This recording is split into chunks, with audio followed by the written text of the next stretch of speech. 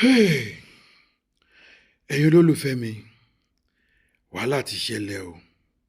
Ẹ̀yin olólùfẹ́ mi, ó ti ṣẹlẹ̀ o.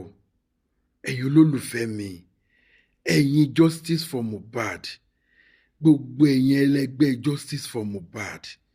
No, má jẹ́ kí n sọ pé gbogbo ẹ̀yin ẹlẹgbẹ́, gbogbo àwa ẹlẹgbẹ́ Justice for Mohbad, ó ti ṣẹlẹ̀ o. Ó ti ṣẹlẹ̀ o. A ti ń pọ̀rọ̀ yìí lówè, ó ti ń láró nínú o, ó ti ṣẹlẹ̀ o. Mr. Yomi Fabiyi, ó ti ké gbàǹjarè o, ó ti pariwo síta o. Ó ní wọ́n ti sanwó ẹ̀mí òun, ó ní wọ́n ti sanwó ẹ̀mí òun, wọ́n ti fẹ́ gbẹ̀mí ẹ̀ o. Bí mo ṣe ń bá yín sọ̀rọ̀ báyìí, bí mo ṣe ń bá yín sọ̀rọ̀ yìí, Mr. Yomi ti na pápá bora o. Mr. Yomi ti fi Nàìjíríà sílẹ̀ by fire by force. Mr. Yomi Fabiyi ó ti mú available flight.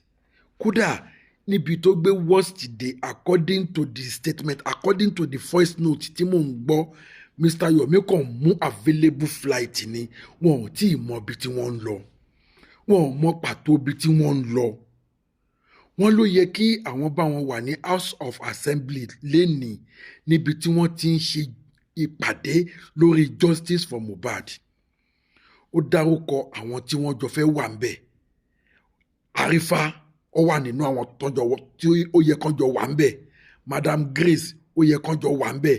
Bíntínláyé ó yẹ kán jọ wà, àwọn yẹn ti wà ń bẹ̀. Mr. Yomi ní àwọn ti wà lẹ́kọ̀ọ́, bóyá the next flight náà fẹ́ gbé lọ sí meeting yẹn, kí ìròyìn tó tẹ̀ wọ́n lọ́wọ́ wípé hey ọ̀gbẹ́ni máa lọ síbi tó ń lọ yẹn o, wọ́n ti sanwó ẹ̀mí ẹ̀, tó o bá fi lè try tó o lọ síbẹ̀ pẹ́rẹ́ ó tán nìyẹn. Mr. Yomi ní láti mú available flight láti escape kó lẹ́kọ̀ọ́. Wọ́n wá ní kò ń ṣe pé bóyá ikú yẹn ló ń ba àwọn lẹ́rù o, bí kò ń ṣe wípé tán bá end up get àwọn, tán bá gbẹ̀mí àwọn, another distraction lórí Justice for Mohbad nìyẹn. Justice tá à ń wá fún Mohbad ó máa kọ́kọ́ pẹ́ǹdì náà, títí wọn náà tún máa pariwo pé Justice for Yomi Fabiyi. Ó ní that is the reason why tí àwọn ṣe ná pápá bora. Ẹ̀yin olólùfẹ́ mi, ṣé ẹ rí wípé ọ̀rọ̀ lórí Justice for Mohbad yìí ó le ju bá a ṣe ń expect ẹ lọ, ó le ju ojú tá a fi ń wò lọ. Ọlọ́run, èmi ò wá mọ ibi tá a wá ń bá Nàìjíríà yìí lọ o. Ẹ̀yin olólùfẹ́ mi, mi ò mọ ibi tá a ń bá Nàìjíríà yìí lọ o. Mi ò wá mọ ìlú tí Nàìjíríà yìí wá jẹ́ báyìí o. Mi ò wá mọ nǹkan tó fẹ́ sọ Nàìjíríà dì báyìí. Ṣé rí i pé wọ́n sá ń fẹ́ kí àwa mẹ̀kúnnù ká sá máa bẹ̀rù ṣá. Wọn ò fẹ́ ká ní sè nínú ìlú wa mọ́. Nílùú tá a pè nílùú wa, kí ẹ̀rù dẹ̀ tún máa bà wá láti máa gbé inú ìlú wa. Tẹ́ ẹ bá rántí, gbogbo àwọn tó bẹ̀rẹ̀ Justice for Mohbad, gbogbo wọn kọ́ ni wọ́n tún ṣì wà ń bẹ̀ báyìí o. Àìmọye àwọn tí wọ́n ti withdraw látòrí ìdẹ́rùbà yìí náà ni, látòrí wípé wọ́n ti sọ fún wọn pé wọ́n máa gbẹ̀mí wọn yìí náà ni. Àìmọye àwọn tán ti step down tọ́nà wọn ò ṣe mọ́. Ara wọn ni mo fi tọ̀wọ̀tọ̀wọ̀ dárúkọ ọ̀gá wa Hamzat Oríyọmí, ara wọn náà ni wọ́n wà.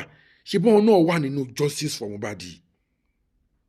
Nígbà tí wọ́n dẹ́rùbà wọn náà, tí wọ́n fi ikú hàn wọ́n, àwọn náà ti drop kéèsì. Àwọn náà sọ pé àwọn ò ṣe mọ́.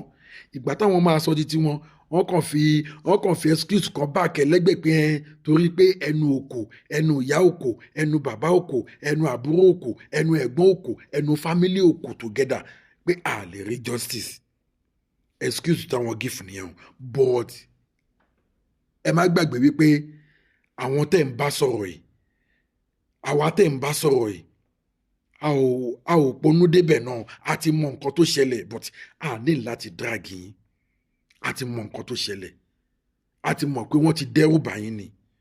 Torí ọ̀gá Oríyọmí tèmi mọ̀ àná ìgbín tẹnumọ́gi ògùn òun ni wọ́n. Ohun tó bá ti sọ pé àwọn máa ṣe, àwọn máa ṣe ni but lórí ti justice for Mohbad wọ́n withdraw tá a dẹ̀ ti rí i pé lótìtọ́ àti lódodo wọ́n ti ṣẹ̀rù bà wọ́n ni wọ́n ti dẹ́rù bà wọ́n ni òun ló jẹ́ kí wọ́n withdraw ẹ tún wo Yomi Fabiyi báyìí Yomi Fabiyi ti na pápá bora o ó ti mú available flight tẹ́ ẹ bá gbọ́ voice note yẹn gan ẹ máa rí pé airport gangan ni wọ́n wà tí wọ́n ti ń ṣe voice note yẹn.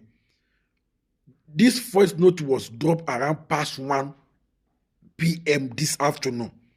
Aago kan kọjá ọ̀sán ìní maybe aago kan kọjá bí ìṣẹ́jú mẹ́wàá bí 20 minutes past 1 ọ̀sán ìní on the 30 of today.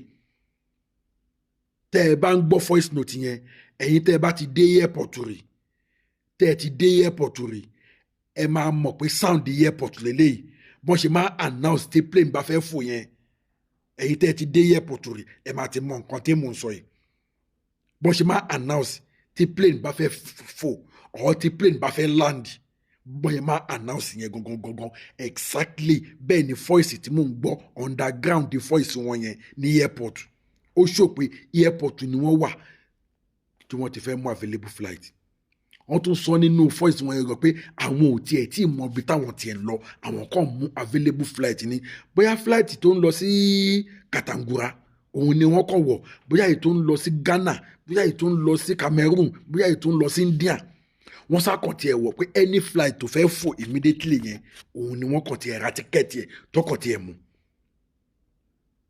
bóyá tó bá wá dé destination bí tó ń lọ ṣá bóyá I don't know torí according to that voice note ẹ̀yin olólùfẹ́ mi ẹ jọ̀ọ́ ẹ bá mi share fídíò yìí ẹ jọ̀ọ́ ẹ bá mi share fídíò yìí mo fẹ́ kí fídíò yìí go viral kí ẹ̀yin olólùfẹ́ mi fún ẹ̀yin tẹ́ ẹ̀ tí ì gbọ́ nǹkan tó ń ṣẹlẹ̀ lórí ọ̀rọ̀ justice for Mohbad kẹ́ ẹ lè mọ nǹkan tó ń ṣẹlẹ̀ ẹ jọ̀ọ́ ẹ bá mi share fídíò yìí ẹ jọ̀ọ́ ó wà most important kí gbogbo àwọn ọmọ Nàìjà ká lè mọ irú inú ìlú tá a wà ká lè mọ nǹkan tó ń ṣẹlẹ̀ lórí ọ̀rọ̀ justice for Mohbad ẹ jọ̀ọ́ ẹ bá mi share fídíò yìí kẹ́ẹ̀dẹ̀ bá mi subscribe sí Ẹlẹ́ẹ̀lẹ́ Global TV lórí YouTube bákan náà lórí Facebook Ẹlẹ́ẹ̀lẹ́ Global TV ẹ jọ̀ọ́ níbo là ń bá lu yìí lọ níbo là ń bá Naija yìí lọ kí ló fẹ́ ṣẹlẹ̀ ní Naija yìí náà kí ló fẹ́ ṣẹlẹ̀ ní Naija ọ̀rọ̀ Naija yìí tètè wá sọ everybody ìlú yìí ti wá dìlú ìbẹ̀rù báyìí ìlú yìí ti dìlú tó yẹ pé tó o bá sùn báyìí kò yà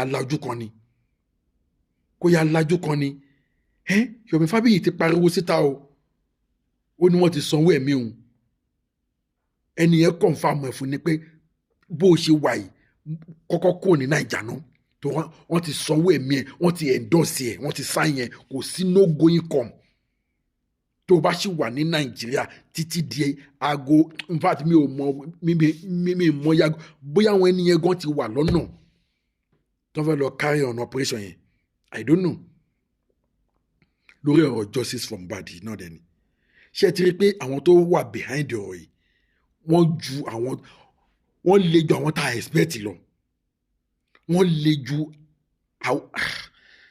ó mà wá ga o ṣé ti rí pé ọ̀rọ̀ yìí ò kì í ṣe ọ̀rọ̀ Wùnmí lásán mọ́ ọ̀rọ̀ yìí no tó bá yẹ pé ọ̀rọ̀ yìí ọ̀rọ̀ Wùnmí fúnra rẹ̀ pé bóyá Wùnmí fúnra rẹ̀ òun ló dìídì ṣeṣẹ́ owó èyí tó gbẹ̀mí Mohbad ọ̀rọ̀ yìí ò bá ti níyanjú tipẹ́tipẹ́ ó ti wá hàn clear pé wọ́n lo Wùnmí gan fúnra rẹ̀ as a instrument ni wọ́n lo Wùnmí as a instrument láti fi carry operation yìí ni Wùnmí gangan ọ̀láì mo lè bá yín bẹ́ẹ̀ tiẹ̀ Wùnmí gangan kọ́ ló ní mind àti gbẹ̀mí Mohbad kò kí ń ṣe Wùnmí Ọlọ́run ọmọ yẹn lè níwà tiẹ̀ lọ́wọ́ níbi tọ́rọ̀ yìí gbé dé yìí mo lè bá yín bẹ́ẹ̀ tiẹ̀ pé Wùnmí fúnra rẹ̀ kọ́ ló ní mind àti gbẹ̀mí Mohbad